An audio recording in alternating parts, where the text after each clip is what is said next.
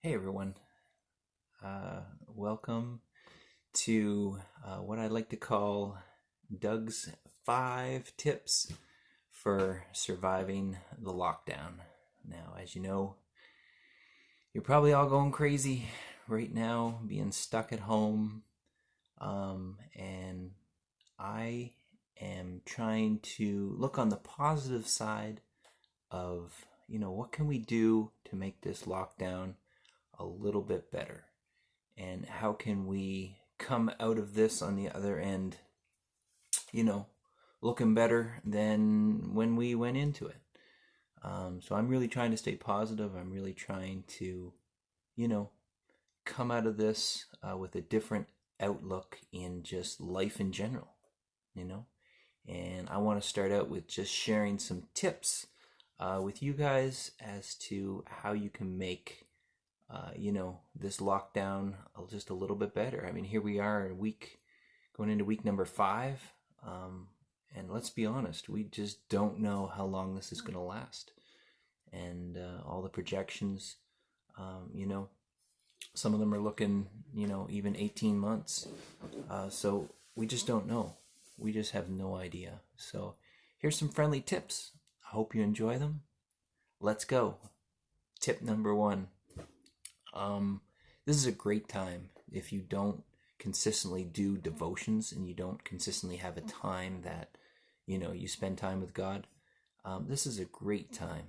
You guys have nothing but time on your hands, so get into some type of devotion, whether that be something that you find online, or if you have a devotional book, if you want to read straight from the Bible, but do something to kind of further that relationship with God. And if you don't have a relationship with God, what a better time to to start that relationship. My tip for that is to just try to be consistent in when you do it through the day. It's going to become a habit, so if you do it first thing in the morning, or if you do it before you go to bed, just specifically have a time set aside to do devotions, and to have a moment that you can just be quiet, and and God can speak to you through that. That's tip number 1. Tip number 2: how to survive the lockdown. Find a new skill, some type of skill that you didn't have 4 weeks ago. Okay. So what I mean by that is, for example, learn a musical instrument, either guitar or piano or drums, or something. There's no better gift that you can give yourself than the gift of music. And if you have some spare time, there are millions of YouTube videos, how-to videos. If you want to learn how to play the guitar, for example, most of our modern worship songs only have 4 chords in them anyway. So learn some of the major chords, and you'll be playing in no time. All kinds of songs.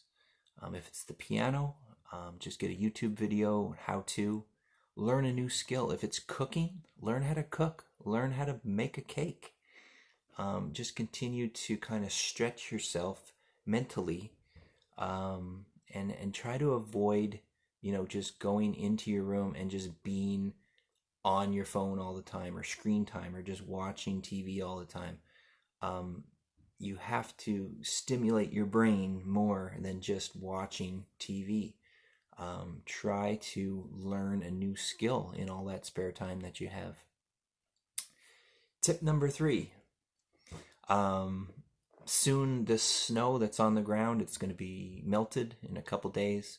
What an opportunity to, of course, with your parents' permission, get them to contact one of your neighbors. Okay, you can do this and still practice social distancing. Okay, contact one of the neighbors and start cleaning up their yard. Okay, there's going to be a lot of mess. There's going to be trees down, branches down, probably old leaves to be raked up. There's going to be a lot of opportunity for you to help out your neighbor. Obeying all the laws, all the social distancing laws, but what an opportunity to bless your neighbor especially if they're maybe elderly and they can't get out or and do it themselves. But what an opportunity to do that. They may slip you a few dollars too. I don't know. But don't expect money, but it's always good when somebody gives you a little payment for something that you've done. But good opportunity to bless your neighbor. Tip number 4. Of course, again, with your parents' permission, maybe you have like some birthday money or something that you were planning on buying. Some of the stores obviously are closed, but Amazon is still open.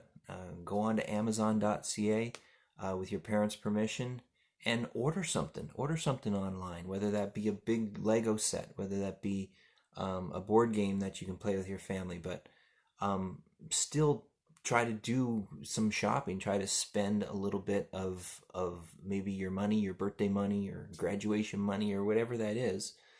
And it's fun to order something online if you've never done that before, and you can track the package. If it's through like FedEx or whoever's delivering it, they'll give you updates every day of where the package is, and it'll come right to your house. And that's another way to kind of have a little bit of anticipation for the next day, and ordering something online can be fun. And the final tip number 5, I think this is a great idea. I mentioned this in the live feed one time. I read it on Facebook, and it was basically what we're living is history. This is a major historical event. And what that means is that they'll be talking about this for years and years and years to come. So what an opportunity to document it. I don't know if you journal or if you want to do like a vlog with your phone camera. If you want to do a blog, some type of writing, do that. Like, document your days. Even if you think they're boring, document those days, document those moments with your family. Because what an opportunity years down the road, that it's going to be one of those things where you're going to ask yourself, where were you? What were you doing during that time? And as your memory kind of fades over the years, you can have this kind of in a capsule, and you can come back to it, and you can show your kids, you can show your grandkids. Like, what an opportunity. Like, it's one of those moments, like almost like when September 11th happened, when the attacks happened in New York. I can tell you exactly where I was during that time. I was working for Leon's. Obviously, it was 2001, September 11th. And at that time, Leon's had a carriage house, which is like a smaller showroom. They don't have that anymore. It's a big, brand new showroom now. But back then, it was just a tiny showroom.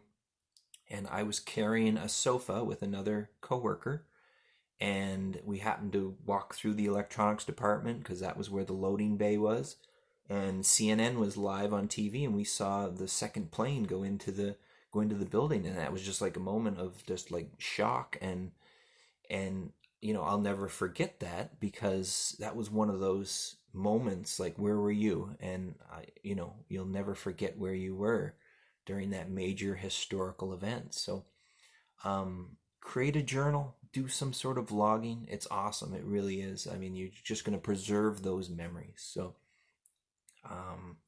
Undaunted Youth, I hope you're doing well. I'm trying to come up with some creative ways that I can interact with you, and we can still, keep in contact. I try to do a live feed at least once a week. I can do it more depending on how much you guys want, and talk to me, give me some feedback about what time works better for you. I've been working a lot. But I always want to have that time that I can spend with you guys. And just, if you have any questions, if you have anything that you need to talk about, I just want you to know that I am still here for you. Okay. So I hope you enjoyed the tips. I hope you put them to good use. And so I just wish you all the best. Stay safe, and hopefully we will see each other soon, and we'll be able to have one of our old youth services that we used to have back in the day that we may have taken for granted, but I can't wait to get back and have one of those old youth services. So Take care. Bye for now.